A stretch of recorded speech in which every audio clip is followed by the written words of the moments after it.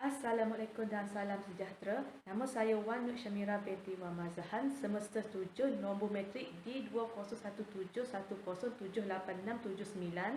Untuk pentasyaran akhir Asia Selatan abad ke-20, saya memilih tajuk Konflik India-Pakistan dari tahun 1945 hingga 2000. Tajuk yang saya pilih ini adalah berkenaan dengan persengketaan antara India dan Pakistan dalam jangka masa yang panjang dari abad ke-20.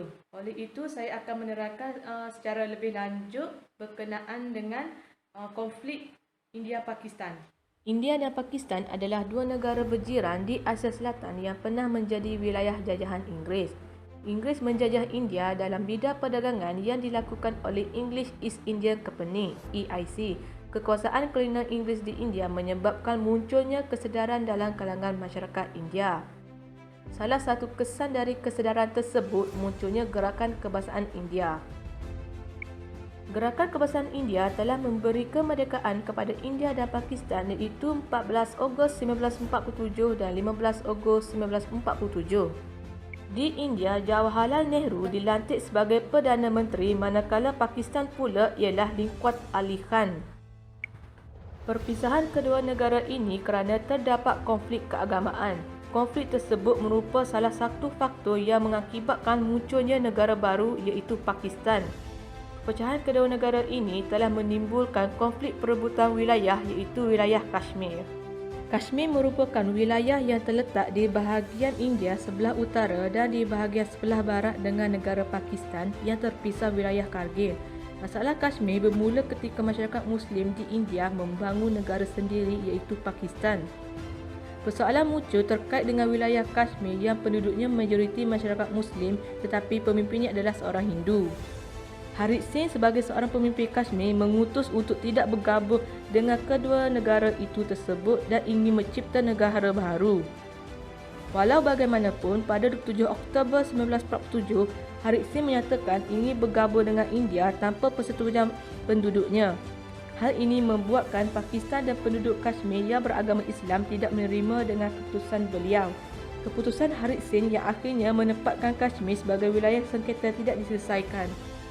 Konflik wilayah Kashmir kemudian dibawa ke PBB, Pertubuhan Bangsa-Bangsa Bersatu, untuk mencari penyelesaian yang adil. Berdasarkan resolusi yang dikeluarkan sejak 1948, PBB memutuskan bahawa penyelesaian masalah Kashmir harus dilakukan sesuai dengan kehendak rakyat. Namun, resolusi yang dikeluarkan PBB tidak pernah berhasil. Konflik Kashmir 1947 hingga 1949 merupakan konflik yang berpengaruh dalam sejarah hubungan India-Pakistan. Hal ini kerana kedua negara menjalinkan hubungan dengan sikap saling tidak percaya antara satu sama lain. Setelah Kashmir bergabung dengan India, pasukan payung India diterjunkan ke Srinagar pada 27 Oktober 1947. Keterlibatan tentera India di Kashmir untuk mempercepatkan perluasan daerah pertikaian dengan Pakistan. Kawasan pertikaian dibatasi di wilayah Jammu Kashmir yang berupa pertempuran-pertempuran barat. Perang ini berakhir dengan pembentukan garis gejatan senjata atau ceasefire line di wilayah Kashmir dan status wilayah tersebut masih tetap berada dalam sengketa antara India dan Pakistan.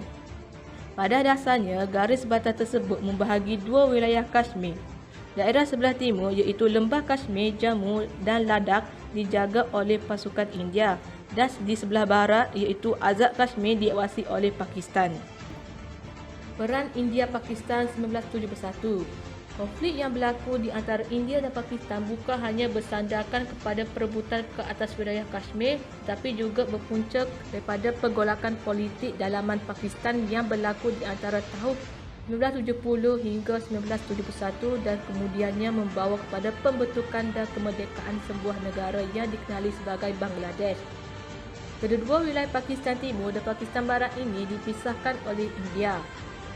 Pakistan Timur beranggapan bahawa ia dieksploitasi oleh Pakistan Barat yang memegang kuasa politik majoriti. Ekoran daripada itu, Pakistan mengalami pergolakan dalaman dan menghadapi kegagalan untuk menyelesaikan masalah dalamannya. Situasi ini secara tidak langsung telah menjadi satu isu keselamatan kepada India. Berikutan daripada keganasan yang berlaku di Bangladesh, ramai penduduknya mencari perlindungan di India. Perdana Menteri India telah memutuskan untuk campur tangan dalam perang saudara dan menyokong kepada gerakan negara Bengali yang merdeka. Pada November tahun tersebut, India telah menyusup tenteranya ke timur Pakistan untuk menyokong dan membantu sebilangan besar gerila Bengali yang telah menerima latihan daripada tentera India. Tetapi menyedari perkara itu, Pakistan melancarkan serangan udara terhadap pangkalan di India Barat. Berdasarkan kepada kasus Bell itu, maka India telah mengisytiharkan perang terhadap Pakistan. Rundingan di Majlis Keselamatan PBB untuk mencapai kesepakatan dalam gencatan senjata menemui kegagalan dan akhirnya Pakistan kalah dalam peperangan tersebut. Perang Kargil berlaku pada tahun 1999 iaitu antara Pakistan dan India mengenai masalah Kashmir.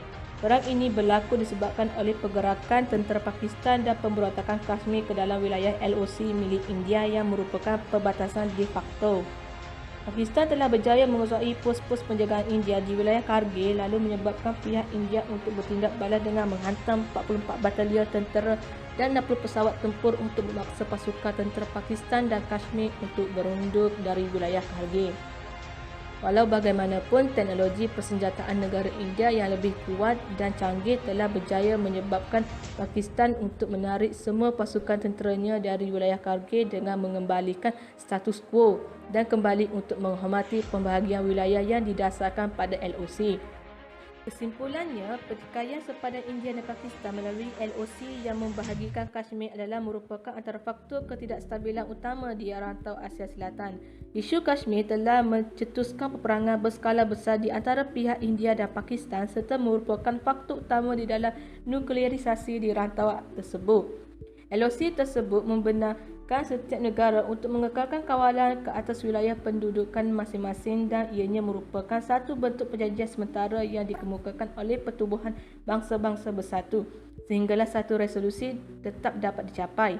Walau bagaimanapun, perundingan dari dekad ke dekad masih lagi gagal untuk menghasilkan sebarang persetujuan berkait isu Kashmir. Okey, itu sahaja daripada saya. Sekian, terima kasih.